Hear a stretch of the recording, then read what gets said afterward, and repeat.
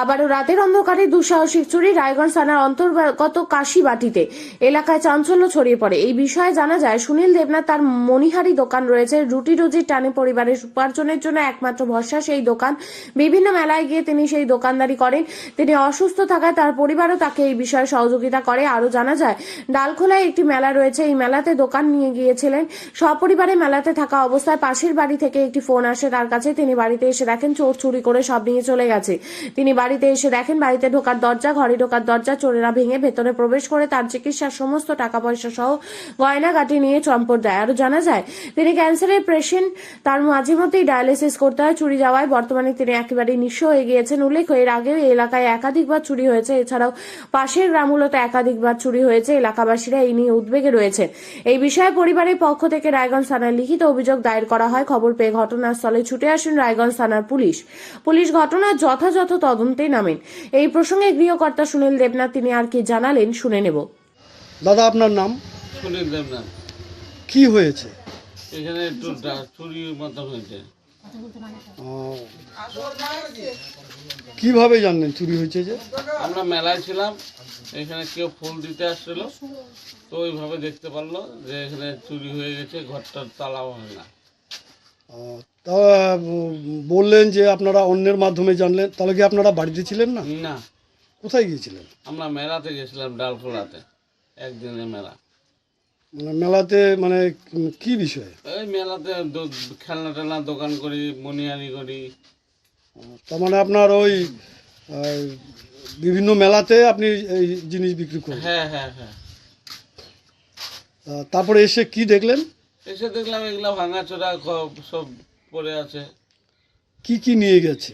সোনা দানা যা ছিল, টাকা পয়সা, যে কষ্ট চলি ওই কষ্টেরও সব জিনিস নিয়ে চলে গেছে। থানাতে জানিয়েছেন? থানার পুলিশ আসছিল, উনি আসার পরে দেখে টেকে গেল। তারপরে আমরা আবার ডায়েরি করতে গেলাম থানাতে। আমার মিসেস, আমি তো অসুস্থ, ওই জন্য আমার শরীর খারাপ দেখে ডায়ালিসিস হয়েছে দেখে বাড়িতে আছে। মানে আপনি কি অসুস্থ? ডায়ালিসিস হচ্ছে এখন, এই কিডনি ডাউন হয়ে গেছে। আপনার পরিবারে কে কে আছে? এক ছেলে, এক মেয়ে আর মিসেস আছে। তো কি কি চাইছেন? আমরা চাইছি যে এটা যদি একটু ধরা খুঁজে পাওয়া যেত তাহলে খুব সন্তুষ্ট হতাম। এর আগেও তো একাধিকবার চুরি হয়েছে আশেপাশে। হ্যাঁ, কিন্তু আমরা বুঝতে পারি না যে এরকম হয়ে যাবে এক রাতের জন্য। কেন এরকম আমরা ছাইড়ে যাই গেছি অবশ্য, তখন এগুলো ছিল না, এখন একটু হয়েছে তো ওটাও চলে গেল। এই প্রসঙ্গে তার স্ত্রী অর্পিতা দেবনাথ কি জানালেন শুনবো। দিদি, আপনার নাম? অর্পিতা দেবনাথ। কি হয়েছে? আমার বাড়িতে চুরি হয়েছে। কখন দেখতে পেলেন? আমি সকালবেলা এসে দেখতে পেলাম। আমাদের পাশের বাড়ি থেকে খবর পেয়েছি, পেয়ে নিয়ে আমি মেলা থেকে এসে খবর দেখি যে দরজা ভাঙা, ঘরের দরজাটা ভাঙা, শোকেসের লকার টকার সব ভাঙা, সব কিছু দেখেছি। বিছনাপত্র সব উল্টানো ছিল। কি কি নিয়ে গেছে মনে হয়? সোনার জিনিস যাবতীয় যা ছিল সব আমার নিয়ে চলে গেছে। টাকা পয়সা ছিল, ডায়ালিসিসের সব টাকা পয়সা ছিল, চ্যালেঞ্জ করা সব টাকা পয়সা সব নিয়ে চলে গেছে। আপনার স্বামী তো অসুস্থ, হ্যাঁ। তো চিকিৎসার জন্য যে টাকা ছিল সেটাও নিয়ে সব গেছে। নিয়ে গেছে। থানায় জানিয়েছেন? থানায় জানিয়েছি, এইমাত্র এলাম আমি জিডি করে। তো কি চাইছেন? আমি চাচ্ছি আমার জিনিসটা পেয়ে যেন যায়, এইটুকু। চোর যেন ধরা পড়ে যায়, তার যেন শাস্তি যেন হয়। এই প্রসঙ্গে স্থানীয় বাসিন্দা মনা বর্মন তিনি কি জানালেন শুনে নেব। দিদি, আপনার নাম? আমার নাম মনা বর্মন। এই যে আপনার বাড়ির পাশে চুরি হয়েছে, কি বলবেন? কি বলবো, খুব দুঃখের ব্যাপার। আমি সকালবেলা শুনতে পেলাম যে এরকম ঘটনা। বৌদিরা তো মেলা করে, ওরা বাড়িতে ছিল না।